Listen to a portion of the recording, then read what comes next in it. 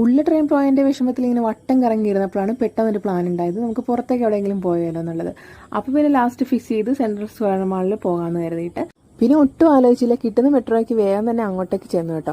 ചെന്നപ്പോഴത്തേക്ക് എല്ലാവരും കൂടെ അടിച്ചു പൊളിച്ച് എക്സ്കർഷന് പോകുന്ന ഒരു അവസ്ഥയായിരുന്നു കേട്ടോ. പണ്ട് സ്കൂളിൽ നിന്ന് കുട്ടികളെ ടൂറിന് കൊണ്ടുപോകുന്ന പോലെയായിരുന്നു.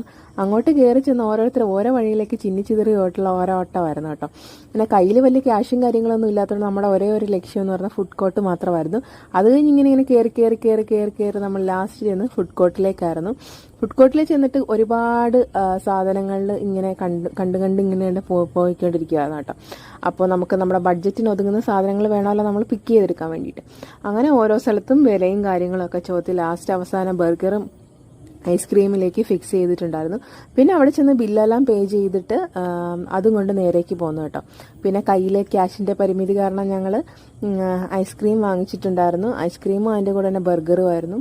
കൂടെ നല്ല ദാഹമുള്ളത് കാരണം ഒരു കോള വാങ്ങിച്ചിട്ട് 5-6 സ്ട്രോ ഇട്ട് അതങ്ങ് കുടിക്കുകയായിരുന്നു ചെയ്തിട്ടുണ്ടായിരുന്നത്. എന്തായാലും ആ കുറഞ്ഞ സമയത്ത് കുറഞ്ഞ ബഡ്ജറ്റിൽ പോയി അടിച്ചു പൊളിച്ച് നല്ല അടിപൊളിയായിട്ട് സ്പെൻഡ് ചെയ്തിട്ടാട്ടോ വന്നിട്ടുണ്ടായിരുന്നു. പിന്നെ ലാസ്റ്റ് കിട്ടിയ ട്രെയിനിന് തിരിച്ചങ്ങ് വീട്ടിലേക്ക് പോന്നു. ബൈ.